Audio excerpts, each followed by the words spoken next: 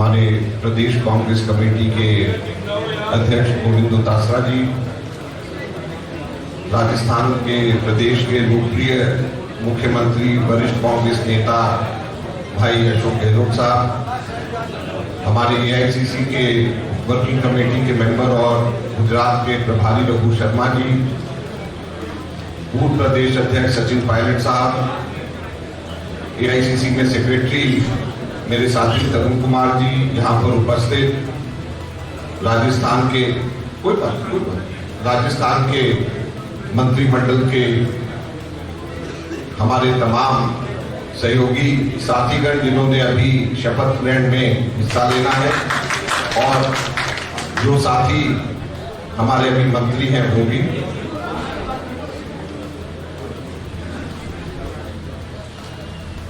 यहाँ पर उपस्थित विधायकगण, कांग्रेस के तमाम वरिष्ठ नेतागण, साथियों, भाइयों बहनों, मुझे आज बड़ी खुशी है कि सभी हमारे नवनियुक्त मंत्रीगण यहाँ पे मौजूद हैं और एक बहुत अच्छा मैसेज, बहुत ही अच्छी टीम पूरे राजस्थान के विकास के लिए कांग्रेस की नेता श्रीमती सोनिया गांधी जी ने यहाँ पर हम लोगों को दी है। मैं आप सब लोगों को बहुत बहुत बधाई देना चाहता हूं। और ये जो टीम राजस्थान है कांग्रेस पार्टी की, मैं समझता हूं कि 2023 का जो चुनाव हमारे राजस्थान के होने वाले हैं, ये 2023 के चुनाव में वापस कांग्रेस पार्टी जीत करके आने की शुरुआत है। आज इस मौके के ऊपर मैं विशेष तौर के ऊपर धन्यवाद करना चाहूंगा हमारे 3 पूर्व मंत्री साथियों का, भाई गोविंद सिंह डोटासरा जी का, रघु शर्मा जी का और हरीश चौधरी जी का, जिन्होंने मिनिस्ट्री से रिजाइन करके संगठन के लिए काम करने के लिए वॉलंटियर किया और संगठन के अंदर बेहतर काम कर सके। इसको इसी वजह से एक व्यक्ति एक पद के सिद्धांत के ऊपर खुद मिनिस्ट्री पद को ठुकरा करके संगठन के काम में आगे बढ़े, हमें आप लोगों के ऊपर गर्व है।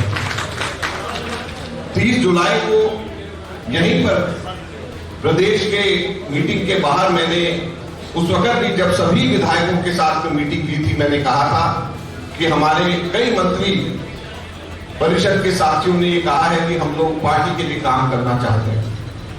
मैं आज एक और बात आप लोगों से कहना चाहता हूं, हमारे समय समय के ऊपर 2023 के चुनाव के लिए जब हम तैयारी और तेजी से करने के लिए जाएंगे, उस वक्त भी बहुत सारे लोगों को जो मंत्री पद में परिषद में भी हैं, हम कोशिश करेंगे कि कुछ लोग जो संगठन के काम के लिए में जाना चाहें वो संगठन में जाएं और कुछ नए लोगों को हम लोग मंत्री पद के अंदर आगे आने के लिए मौका दें, ताकि संगठन और मंत्री के अंदर एक बैलेंस दोनों के दोनों में रहे और 2023 के चुनाव में हमें जीतने का और अच्छी तरीके से जीतने का एक मौका मिले।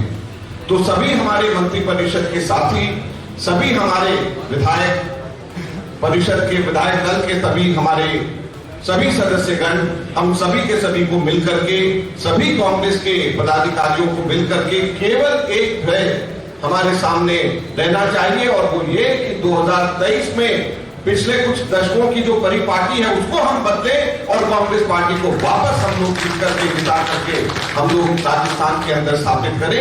इसी ध्येय के साथ में पद और मंत्री पद, ये सत्ता की चीजें व्यक्तिगत तौर के ऊपर आती जाती रहती है, लेकिन सबसे महत्वपूर्ण यह है कि हमारी पार्टी की विचारधारा का पालन करते हुए हम जनता और समाज की क्या सेवा कर सके, इससे महत्वपूर्ण कोई चीज नहीं हो सकती।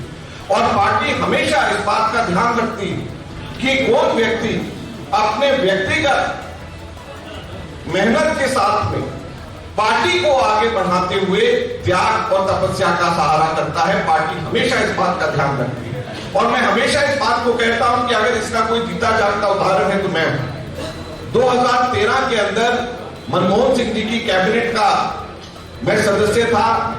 मुझे एक बार सिर्फ कांग्रेस अध्यक्षा ने कहा कि आपको पार्टी के लिए काम करना चाहिए। मैंने कैबिनेट से छोड़ा और उसके बाद में कांग्रेस का जनरल सेक्रेटरी बना और आज मैं आप लोगों के सामने लगातार बढ़ते बढ़ते यहाँ पे राजस्थान का प्रभारी हूं। तो कांग्रेस पार्टी हमेशा इस बात का ध्यान रखती है कि कौन व्यक्ति अपने खुद के मंत्री पद को छोड़ करके, खुद के ऐसे पदों को छोड़ करके पार्टी के लिए काम करना चाहता है। कांग्रेस पार्टी हमेशा ऐसे लोगों का सम्मान करती है और जो व्यक्ति पार्टी को आगे बढ़ाने के लिए कार्य करते हैं, हमारी पार्टी हमेशा, हमारी नेतृत्व, हमारी सोनिया गांधी जी, राहुल गांधी जी, प्रियंका गांधी जी हमेशा ऐसे लोगों को आगे बढ़ाते हैं। इस बात का हमेशा हमारे को ध्यान रखना चाहिए। मैं फिर से आप सभी को और हमारे जितने भी साथी यहाँ पे आए हैं उनको मैं बधाई देना चाहता हूँ और राजस्थान के अंदर एक बहुत अच्छा मैसेज हमारी एकता का, हमारे सब लोगों का साथ का और समाज के हर वर्ग के प्रतिनिधित्व का दिया है। मैं आप सब लोगों को बहुत बहुत बधाई देता हूँ। जय हिंद, जय भारत।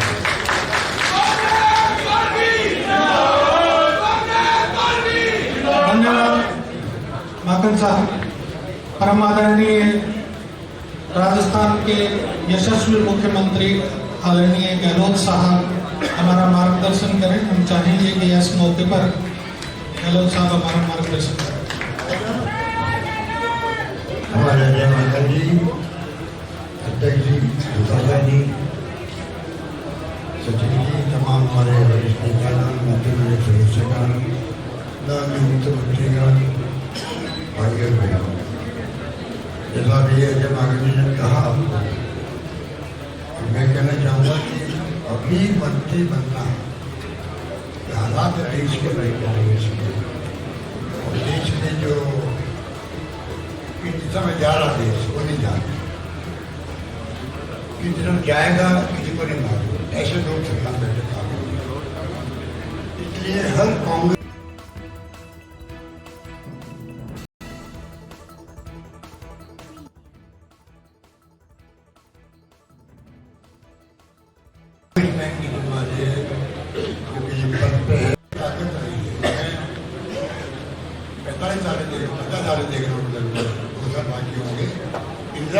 देखता हूँ कांग्रेस का हाईकमान फैसला करता है, नीचे तक उसको स्वीकार करता है।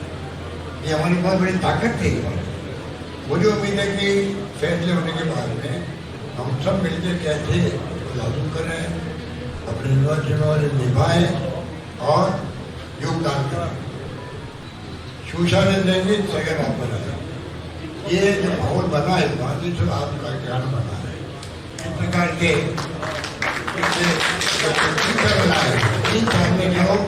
मैंने तो ये सब लोगों ने कार्यकर्ता ने कर लिए, विधायकों ने कर लिए, मंत्रियों ने कर लिए है। सबके निर्णय से चाहे कोरोना आया हो, चाहे कोई और चुनौती आई हो, कोई कमी नहीं रही। प्रदेशवासियों के साथ लेकर हम चले हैं। इसीलिए आप बाई इलेक्शन में भी 8 में 6 बाई इलेक्शन आप जीते, 8 में 6। अभी तो उनका टुकड़े साफ हो गया। जमान जब होगी 30 नंबर पर है। कुछ अंदाजा लगा लीजिए कि अभी लोगों का मूड क्या है। उसी रूप में जो हमारे मंत्री बने हैं या पहले थे, उनकी जिम्मेवारी बढ़ जाती है, बहुत बड़ी जिम्मेवारी बढ़ जाती है, कई गुना बढ़ जाती है। क्योंकि जब मंत्री बन जाता है तो पब्लिक की उम्मीद करती है भाई अपनी भूमिका निभाएंगे। किस प्रकार हम जनता का विश्वास जीते रहे क्षेत्र में, या मंत्री बनता हूँ प्रदेश का मंत्री होता है, प्रदेशवासी आएंगे उनके बाद मिलने के लिए, उनका टाइम फिक्स हो कि इस टाइम वो मिलेंगे घर पे बिना अपॉइंटमेंट, बिना अपॉइंटमेंट टाइम फिक्स हो।